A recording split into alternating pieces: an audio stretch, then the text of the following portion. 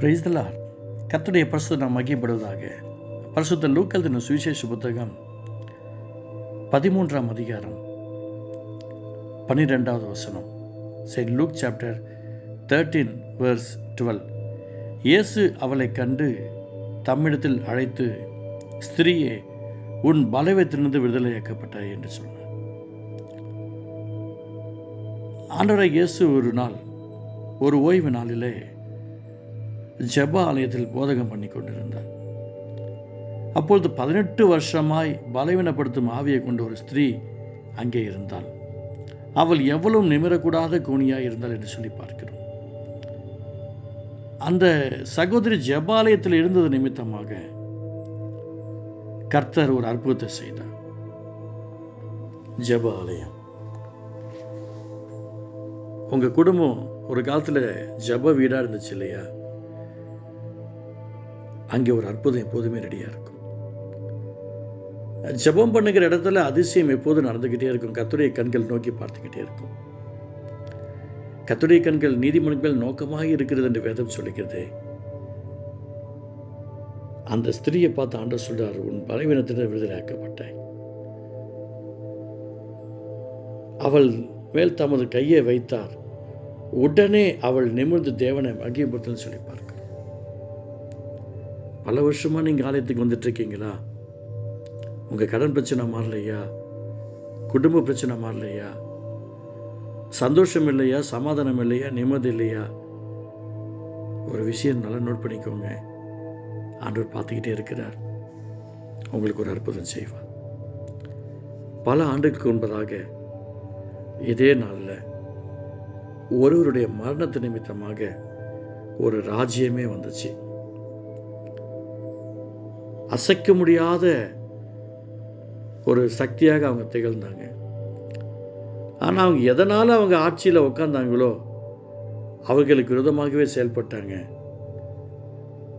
கடைசியில் அவங்க மரணம் இன்ன வரைக்கும் மர்மமான மரணமாகவே மாறி போயிடுச்சு. இந்த பூமியில் யார் எதை விதைக்கிறார்களோ அதற்குண்டான பலனை அவர்கள் அறுத்தே ஆக வேண்டும்.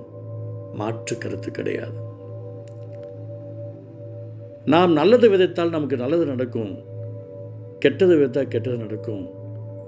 என் அன்பு சகோதரனே, சகோதரியே, நீங்கள் ஜெபிக்கிறவர்களாக இருந்தீங்க அப்படின்னா, உங்கள் இருதயமாக ஆலயம் ஜெபமாக இருந்துச்சு அப்படின்னா, நீங்கள் யாருக்கு ஜெபிக்கிறீங்களோ அவங்க நிமித்தமாக உங்கள் தலையும் சேர்த்து கர்த்தர் நிமிர பண்ணுவார். சகோதரியே, ஆத்மா இல்லை, சகோதரனே, ஆத்மாவில் ஊழியத்தில் வல்லமே பயன்பட முடியல, நீங்கள் ஜெபிக்கிறவங்க தானே, அந்த ஜெபத்தில் உறுதியாக தரித்திருங்க. சகோதரனே, சகோதரியே, நீங்கள் யாருக்கு ஜெபிக்கிறீங்களோ அவங்களுக்கு அற்புதம் நடக்குதோ இல்லையோ, அதோடு கூட சேர்ந்து உங்கள் தலையும் உயரும். உங்களுக்கும் கர்த்தர் அற்புதம் செய்வார். தேவனை மகிமைப்படுத்த நீங்கள் ரெடியாக இருங்க. அந்த சகோதரிக்கு கர்த்தர் அற்புதம் செய்தார். இன்னைக்கு கர்த்தருக்கு தேவை நீங்களும் நானும் தான். ஆண்டவராகிய இயேசுக்கு தேவை நீங்கள் தான். உங்களை கொண்டு உங்கள் தலையை உங்கள் குடும்பத்துக்கு முன்பாக உயர்த்த போகிறார்.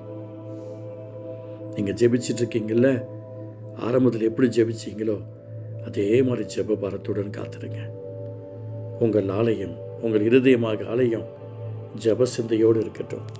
நான் விசுவாசத்தோடு சொல்கிறேன், எத்தனையோ பேர் பலவீனமாக இருக்கிறார்கள் உங்களுக்கு முன்பதாக, சுகவீனமாக இருக்கிறார்கள் உங்களுக்கு முன்பாக. உங்களை கொண்டு கர்த்தர் மிகப்பெரிய அற்புதம் செய்ய போகிறார். நீங்கள் அவர்களுக்காக மன்றாட போறீங்க, அவர்களுக்காக ஜெபிக்க போறீங்க. ஆண்டவர் அவர்களுக்கு அற்புதம் செய்வார்.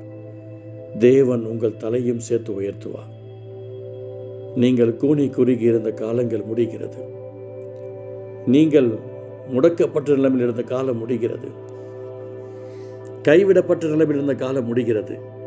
உங்கள் தலையை கர்த்தர் உயர்த்துகிறார்.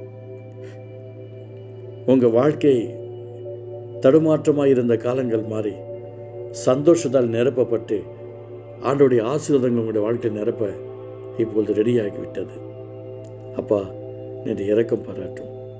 ஸ்திரீயே, உன் பலவீனத்தில் விடுதலையாக்கப்பட்டேன்னு சொன்னீங்களே, இதை கேட்டிருக்கிற எத்தனையோ பேருக்கு ஜெப வாழ்க்கையில் பலவீனமாக இருக்காங்கப்பா, ஜெபத்தில் கொன்று போயிருக்காங்கப்பா. இப்போ அவங்களுக்குள்ள ஒரு வல்லமை இறங்கட்டும் ஆண்டவரே. ஒரு அபிஷேகம் இறங்கட்டும். என்னால் ஜெபிக்க முடியல அப்படின்னு சொல்லிட்டு இருந்தவங்க எல்லாம் என்னால் ஜெபிக்காமல் இருக்க முடியல என்று சொல்லும்படியாக ஒரு அற்புதம் செய்யும்.